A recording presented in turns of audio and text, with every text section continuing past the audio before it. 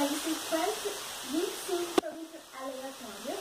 Eu vi no blog da Cria Modo, Cria Modo, né? E eu vim fazer pra vocês. E vamos começar com as perguntinhas. Primeira perguntinha é: com o que você não pode sair de casa sem celular? 2.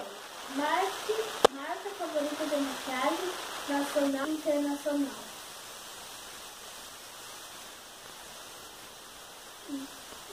Nacional. 3. Qual a sua flor favorita? Rosa. 4. Loja de roupa favorita, Marisa. 5. Perfume favorito do Avon. 6. Salto ou rasteirinho? Rasteirinho. 7.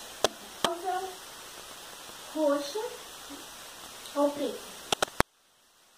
8. Você bem energético? Não. 9. Qual a sua empresa? O avô.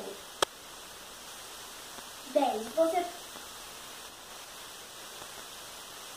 Você pretende se casar? Um dia sim, né? 12. Você foi roia a unha? Roia. 13. Você já chegou perto da morte? Não.